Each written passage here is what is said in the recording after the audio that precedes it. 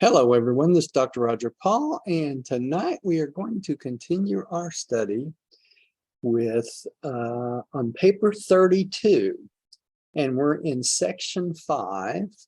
Let me get you a page number on that. That's 364 in the original book, and we're in section 5, the eternal and divine purpose. So let's say a little prayer and we'll get started for tonight. Father, thank you for bringing us together tonight that we might study this wonderful revelation. We pray that you'll bless this group, watch over this group, open our hearts and minds that we might remember what we have to learn tonight.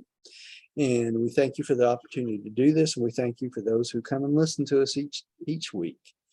We say this in the name of your son, Michael, Jesus of Nazareth. Amen.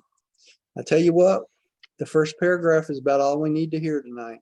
That's right. It really is. It's a great first paragraph.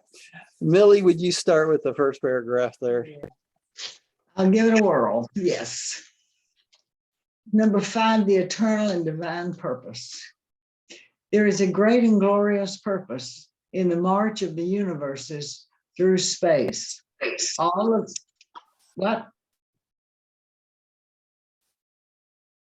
of your mortal struggling is not in vain. We are all part of an immense plan, a gigantic enterprise, and it is the vastness of the undertaking that renders it impossible to see very much of it at any one time and during any one life. We are all part of an eternal project which the gods have supervising and outworking. The whole marvelous and universal mechanism moves on majestically through space to the music of the meter of the infinite thought and the eternal purpose of the first great source and center. There's your answer, Gary, to the question you asked me before we started. Why am I'm always so calm and don't worry about all of this? That's the answer right there. We're all part of a great divine plan and a outworking, and he is in control. We are not in control, right? So this book has given me some peace and quiet, has settled me down in a sense. Yes. Also, the fact that we have knowledge that no one's going to let us have a nuclear war, because that's stupid. No. Yeah, it's just ignorant. I mean, any way you look at it. It was stupid to develop them in the first place, Gary, right? It was not stupid to learn about nuclear power. That's not stupid at all. But it's stupid to think that we could ever start throwing nuclear warheads back across the seas to each other and any part of the earth survive to any resemblance of what it was before, Well, the other thing is that God the Father is in charge of everything through his sons, and his son's in charge of everything through his agencies, and that's the planetary princes, the system sovereigns, and the Most Highs. So I'm sure if we get too far out of hand, someone will step in and say, hey guys, y'all aren't playing nice, knock it off. I mean, that's just the way it is. So and that's why it gives you a peace beyond understanding. When they talked about in the New Testament, believing in Christ gives you a peace beyond understanding, and that's what this peace is. It's a peace knowing that we know where we're going, we know why we're going, and we see that there's this gigantic enterprise that God is in charge of. And it's hard for us to understand any of the enterprise because we see such a pinhole part of it compared to the rest of the whole, So, and it's all working out according to God's eternal plan and purpose, not ours, and God doesn't get in any big hurry to do anything. Have you noticed that? I mean, everything takes a long time, and there's a reason it takes a long time, because number one, we're impatient. I mean, we all get impatient every day, even me. I get impatient with my mother. you know, trying to have to take care of her and all her nonsense. But everybody has things they have to do in life, and they're all part of our lessons. So to know that God's in charge of it takes some of the pressure off, really, you know, makes it livable, right? I'm going to tell you that us old people are here to teach you patience. That's exactly right. That's why we're all here, right? That's right. Especially anybody over 50. If you talk to anybody over 50, they have something to teach you one way or another, all of us, right? Whether we're old or young, each person has their own bit of enlightenment to share. And if we listen, not talk all the time, just listen, we can get the messages most of the time, right?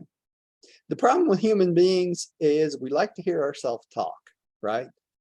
And that becomes a big problem when you talk all the time, you never learn anything, right? So you have to, sometimes it's better to, I think Jesus is the best example. How many times did he just listen, you know, to what people had to say? And then he enlightened them, right? But he listened first to see where they were coming from and how they could enlighten him. Because he was being what too? He was being enlightened in what it was like to be a human being, right? So he was learning also. Experience. Okay, Gary, would you take the next one? The eternal purpose. The eternal purpose of the eternal God is a high spiritual ideal. The events of time and the struggles of material existence are but a transient scaffolding which bridges over to the other side, to the, Promised land. hold on, my computer just is giving me fits. Yeah. You leave, Okay, well, that heck with that. Where was I at? the second paragraph on the screen, to the promised land, Yeah. the spiritual reality. You see it there? To the promised land of the spiritual reality and supernal existence. Of course, you mortals find it difficult to grasp the idea of an eternal purpose. You are virtually unable to comprehend the thought of eternity, something never beginning and never ending. Everything familiar to you has an end. Okay, take a look at the second sentence here. The events in time and the struggles of a material existence are but the what? The transient scaffolding, which bridges us over to the other side. And what is scaffolding? Y'all know what scaffolding is? Scaffolding is basically a mechanism to hold up boards when you're building a building, right? So the scaffolding is just the metal pieces, or you can make it out of board, but it's something to climb up on so that you can do your work, right? So think of it this way. The world, this existence, is something for us to climb up on so that we can do our work, so we can get to the other side, which is the promised land of spiritual reality. Make sense? So that scaffolding, after we're done on this planet, what happens to it? Falls away. That's right. It's gone, right? And we don't even remember it. So they talk about this same sentence in another place when it talks about what you remember when you wake up in the mansion worlds, that those things that have no spiritual value fall away like scaffolding, okay? Because they have no value to you anymore. So not everything you learn in this life has value, so you won't even remember it anymore. Makes sense? All right. So the other thing it talks about in this paragraph is the fact that we have such a high problem grasping the idea of an eternal purpose instead of just the purpose of today, right? And it's hard for us to grasp the fact that this existence was never, it had no beginning and it has no end. So once you become a son of God, you become what? Immortal. And you will never die and you will never have an end. And everything we know of in this life has an end, right? Yeah, Jane. Did you have a question? Oh, sorry, I was just trying to sit down comfortably. Oh, okay. All right. All right. My apologies. I had No a hard problem. time signing in today.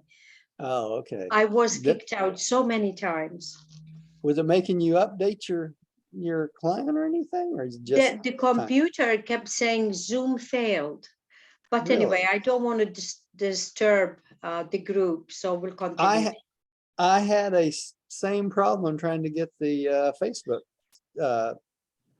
broadcast started tonight with Zoom. I don't know why. So Yeah. it's strange. It was a little bit late.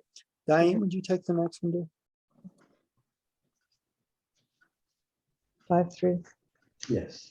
As regards an individual life, the duration of a realm, or the chronology of any connected series of events, it would seem that we are dealing with an isolated stretch of time.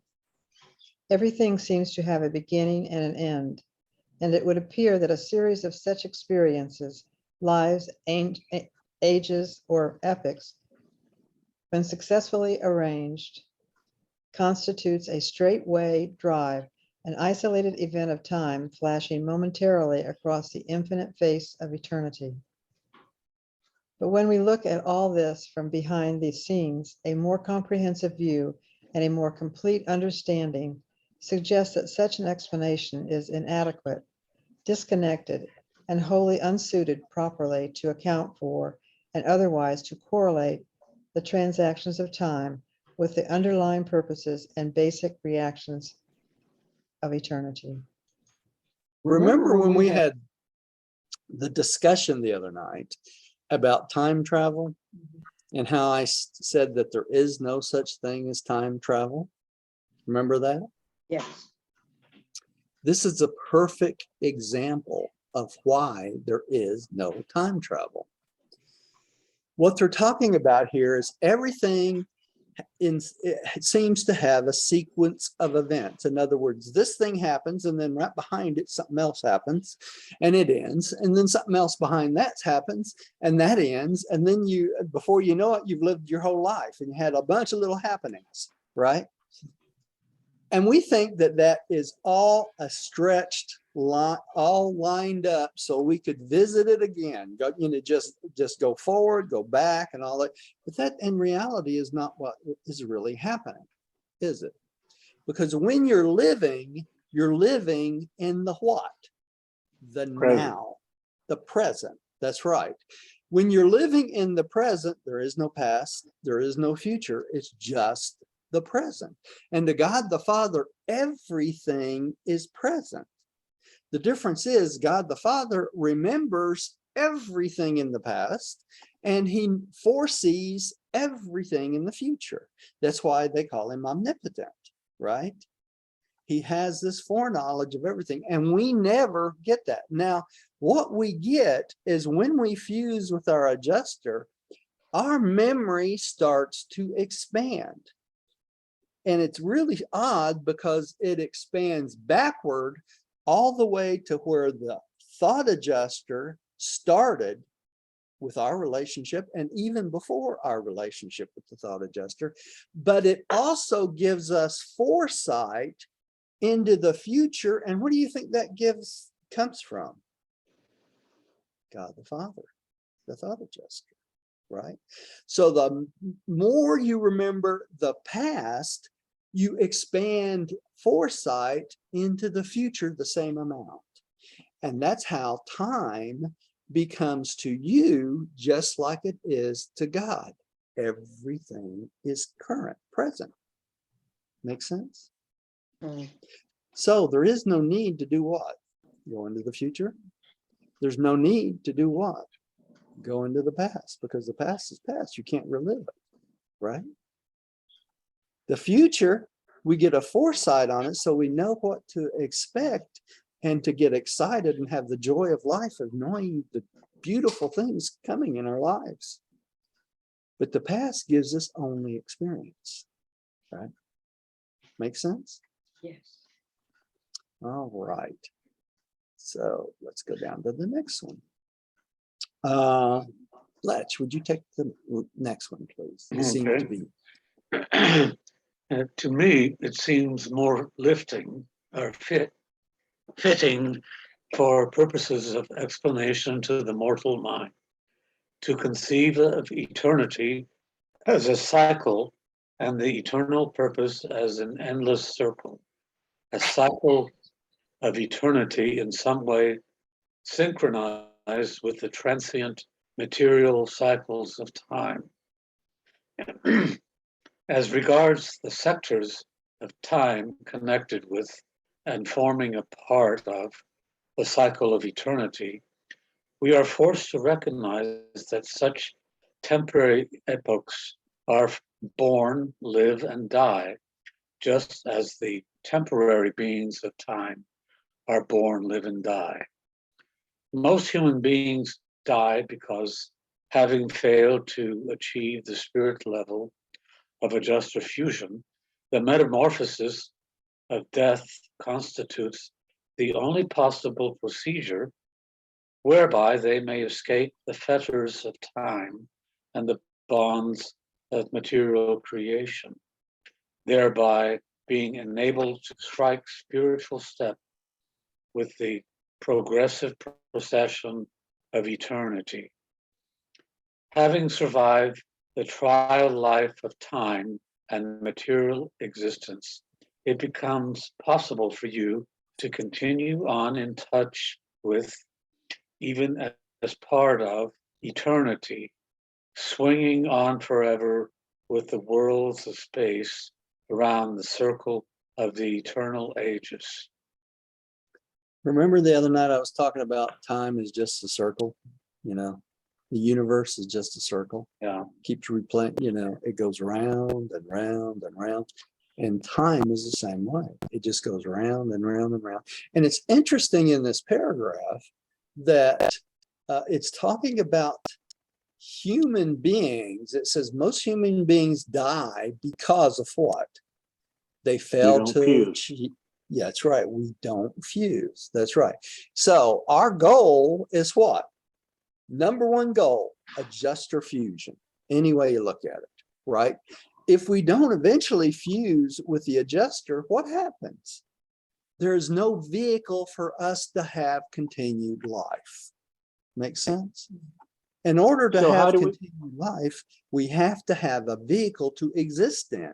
And to have a vehicle to exist in past the Urantia stages, we need what? We need that adjuster to give us all the stuff we need along with the spirit and everything else when we fuse together that gives us a Son of God vehicle. Okay, we become sons and daughters of God. So we have a vehicle that the celestial beings can plug us into these bodies. Makes sense? And that's what they're talking about. So if human beings don't ever come to a spiritual awareness and they have nothing in their life that makes them salvageable, what happens? They die because they don't have a vehicle anymore. Makes sense? Well, they die. They don't go on. Die. They don't go on. That's right. That's why Jesus used to say, let's go save some souls. Remember that in the New Testament and in the Urantia book in the 4th part? That's why he would say it that way. Let's go save some souls. He wanted to assure that all beings that he created had what? Salvation, which gives them what? Adjuster fusion and gives them a continuous vehicle to go on. And once you fuse with that adjuster, you become what? Eternal. Then you fit right in with the procession of the big circle of eternity. Makes sense? You go on. So wouldn't you be a little bit? Wouldn't you be a Huh? little bit odd? Like Enoch went up with a full body. An No, old full Enoch, body. no, he didn't go up with a full body. His body was consumed in a spiritual fire. There's the difference. When Oh. Enoch fused, it was a big flash of a spiritual fire, literally. When you fuse with the adjuster, the change is so dramatic, it consumes the human body. If you fuse as a human being on this planet. Now, when you fuse In the mansion worlds, that does not happen. Why? Because you will be in a Urantia form, you'll be in a higher state of being, so there's no reason for it to consume the body, because in order for you to fuse, you have to be what? Free of the human body. Makes sense? God can't fuse with you in this material state. He just can't do it. All right. So in order to prepare you for that, he gives you what? The Urantia body. And in the Urantia state, he can fuse with you. Makes sense? Question. Yeah.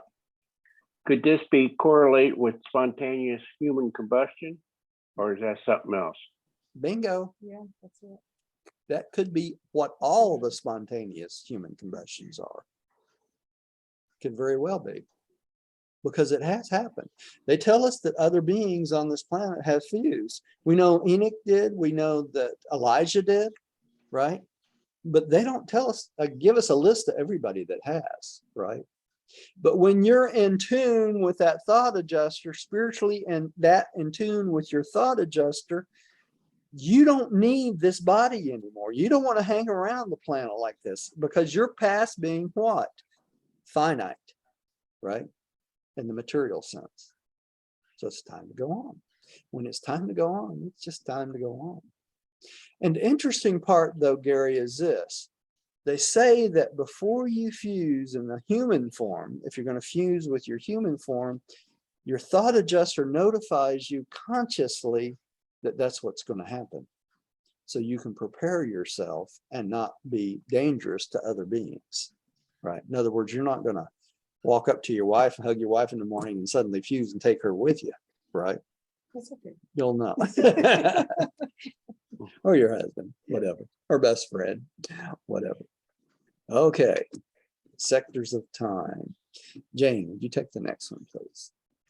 Okay. The sectors of time are like the flashes of personality in temporal form. They appear for a season, and then they are lost to human sight, only to reappear as new actors and continuing factors in the higher life of the endless swing around the eternal circle. Eternity can hardly be conceived as a straightaway drive. In view of our belief in a delimited universe moving over a vast elongated circle around the central dwelling place of the Universal Father. Okay, think about this. It's talking about personality in temporal form. What is that? That's your personality. Once you start out as a personality, as a finite being on this planet, right? What's your next personality form? Your next personality form is a first stage Urantia being, right? And then you change again when you go to the second mansion world, and the third mansion world, and the fourth mansion world. And then after you've gone through the constellations and you go to the local universe, what do you change into then? You change into a spiritual form. So this is what he's talking about. These flashes of personality in temporal form are temporary, right? So you get new bodies so that you can continue on for a season, and then these bodies are what? Lost to sight because you get a new one. Make sense? So you continue on and on and on, and as you continue on, you go higher and higher in personality and in spirit, right? But All it right. just sounds like we're always continuing in the circle of life. In the circle of life. Yeah, That's and right. so it's not only on Earth where we have that circle of life. Right. You know, we keep encircling and circling and circling. Right. Now, with y'all's permission, I'm going to give you a perfect example of the circles of life, right? What happens when you're born? You become a baby, right? And as a baby, your personality starts to develop, right? Eventually get your thought adjuster to come and live with you. And what happens is your parents train you, right? They teach you all you need to know to eat and take care of yourself and live day to day and meet friends and share and that sort of stuff. And as you learn these lessons, you get older and older. Now, as you go through this, what happens when your friends come along? You start sharing your experience with your close friends and padres, right? Everything you learn, you want to tell somebody about. You share everything. You learn how to dance. You share that with a girlfriend. You learn how to skateboard. You share that with your best friend, right? You learn how to cook. You share that, eventually share it with your husband and wife or your family, right? And then you go on to the next level. Let's say you're a teenager. What happens then? You start dating, right? So you have to learn a whole new pattern of life, right? So you start at the beginning of the circle again as a teenager. Okay, so just like a baby, you have to learn everything all new again. What's the proper thing to date? You know, how do you go pick up someone? You know, you go out on a date. Do you kiss them? Do you not kiss them? You know, all the little things that you have to learn. That's part of the circle of being a teenager, right? When you get through that and you're about 30 years old and you start working regularly, what's the new circle you have to go through? Work. Right? You have to learn how to interact with people at work. You have to learn whether you're the boss or you're the slave, right? You have to learn how to manage your money so that you don't go broke and you have a house and a family and someplace to live, right? So you go through the family circle. And then at about somewhere around 40, 50, you start to settle in a little bit, right? And what happens? You have kids and they have kids. And what do? You start teaching the kids the circle of life, right? Your children, your grandchildren. Then you have to teach your adult children who are moms and pops how to be what? Moms and pops, right? So you go through that process. Now, when you get a little bit older, what does your focus change to? Hopefully it changes to more of a spiritual life, right? So when you hit your spiritual life section, what's the new circle you want to train then? You want to teach all your family, all your friends about this wonderful concept of God the Father, right? And the thought adjusters. So that's the circle of adulthood, right? So that's what we're kind of all in that circle right now. We want to teach our families, we share things with our friends, we want to learn everything ourselves. So we go through this life. Now, guess what happens again? Eventually, our time is up in this finite body, and we move on to the first mansion world. Guess what happens in the first mansion world? We start over. We start all over again. That's right. And when we get through the first mansion world, we move to the second mansion world. And guess what we have to do when we hit the second mansion world? We have to teach all those on the first mansion world the circle we just learned, right? And then we do it again in the third mansion world, and then the fourth mansion world. And when we get to the local system capital, what do you think we do? We teach all those that are coming up to the system capital what we just learned. Now, what's that? That's another circle, right? It just keeps going and going and going. Now, when we get to the local universe level, we meet Jesus and all that. Guess what we do? We teach all those coming in behind us the same lessons we had to learn. So we go through the same circle all over again, right? And then we do this as a spiritual being, a first stage spirit, a second stage spirit, a third stage spirit, a fourth stage spirit. And then when we get to the fourth stage spirit, and we're in Havana, guess who gets to teach us the circle of life again? The paradise and the Havana citizens, right? Right? Now, you think, well, we're just about done with all these circles, but guess what? You become a finaliter, and what happens? You start again. You start again. You go back out to the super universes, and you teach all those beings you come in contact with, all those circles that you've learned on your paradise ascent. And then we get to do it in the outer space levels, right?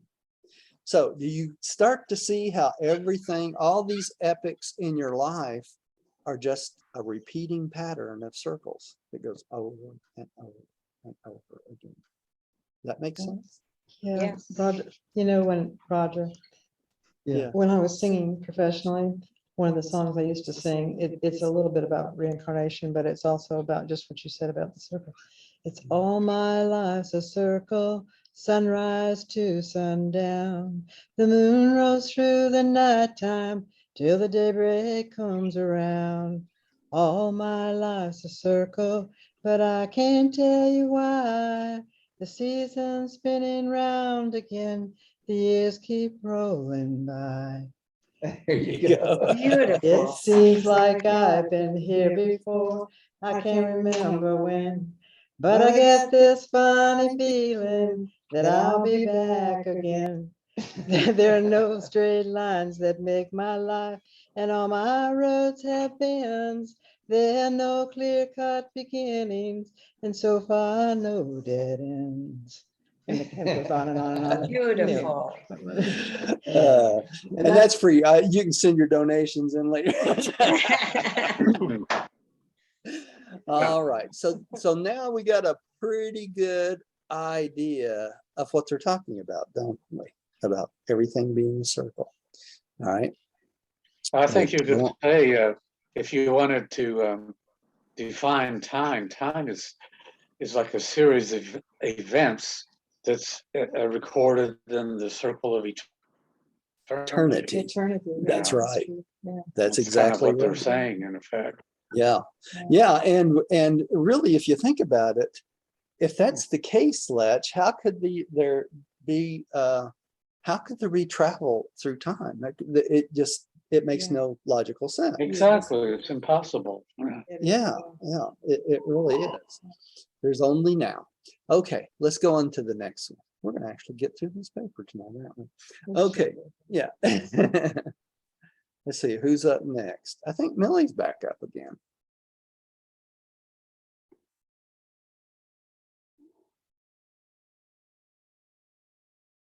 Is it me?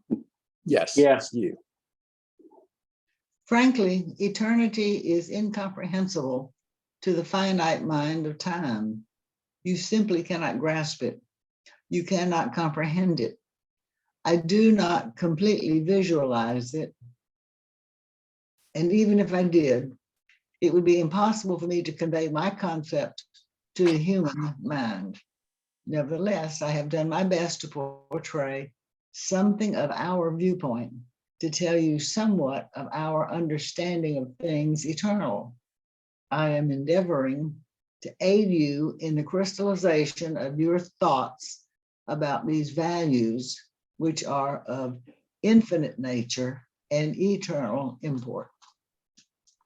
Isn't that exactly what we do together every Tuesday and Thursday? You know, with each other, try to give each other a endeavor to aid us in the crystallization of our thoughts and values, right? That's what we do Tuesdays and Thursdays. And they've done a really good job, I think, in this book doing that. I really do. Especially since you're going to see down here who wrote this and makes all the sense. If you look at the bottom, it says presented by a mighty messenger, temporarily attached to the Supreme Council of Lebanon and assigned to this mission by Gabriel of Salvington. What mission they talking about? Revealing the book, right? Yeah. By Gabriel, right? And who's a mighty messenger? That's a human being that's gone through this whole process, right? So he's been there, done that, and saw it all, right? All right. Let's see here. Gary, would you take the next one, please? Yeah. There is in the mind of God a plan which embraces every creature of all his vast domains. And this plan is an eternal purpose of boundless opportunity, unlimited progress, and endless life. And the infinite treasures of such a matchless career are yours for the striving. Yours for the striving, right? Sounds like a sales pitch, doesn't it? Boundless opportunity, unlimited progress, and endless life, right? Head west, young man, head west. Head west, that's right. This is the things we have to look forward to. And God has a plan for every single creature in all his domains. All of us has a plan for all of us.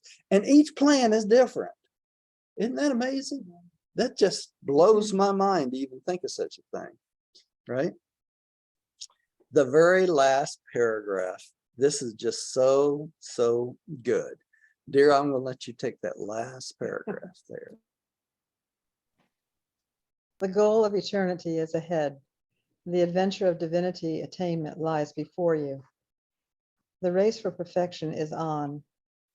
Whosoever will may enter, and certain victory will crown the efforts of every human being who will run the race of faith and trust, depending every step of the way on the leading of the indwelling adjuster and on the guidance of that good spirit of the universe Son, which so freely has been poured out upon all flesh. There it is, y'all. The goal of eternity is ahead, right? Divinity lies before you. What else can you say? You know, everyone can do it. All you need is a little bit of faith and trust, right? And that's what they're trying to teach us in this paper.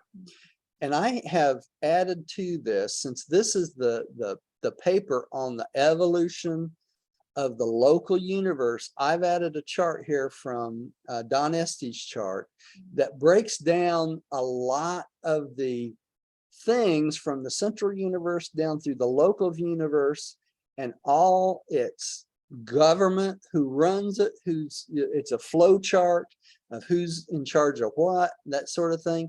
And it's just a nice thing to have to study in your spare time. So I'll let y'all do that, including the planetary government. And there is one part of this I'd kind of like to read tonight, since we got a few minutes left, if it's all right with y'all. Yeah. Is that okay with everybody? Yeah. Yes. And that's the planetary government. And this is so important to us. And it's about the Lucifer Rebellion and how this affects our planetary government and why we're in such a mess all the time. And we have to keep this faith that someone else is in charge rather than us, right? And I'll read through this first part. Actually, would you take the first paragraph, and then I'll let Jane take a couple of these things. The current planetary government. Okay. The current system and planetary governments are temporary due to the emergency situation resulting from the Lucifer Rebellion, which occurred approximately 250,000 years ago. Lucifer was a system sovereign in rule on Jerusalem when he presented his manifesto, which declared. Jane, would you? Wait, I'm going to let Jane take the three things there, and I'll take the last one. Okay. The reality of the Universal Father is fabricated by the Michael sons and finaliters who are in collusion to rule the universes in his name. Hold it there for a second, Jane. Do you realize what he's saying here? He's saying this, all this about God is just made up by the creator sons and the finaliters. Now, who in the heck made the creator sons then? You're right. All right, go on to the next one, Jane. The local systems should be autonomous and not under the jurisdiction of the constellations and the local universe of Michael of Nabadon. Hold it there again. He's saying that each system, our system of Satania, should be under its own control and not watched out by the most highs of the constellation and not ruled by Michael. All right, talk about pandemonium, right? Nobody controlling anything. All right, this is the next one's a really good one. Jane, take the next one.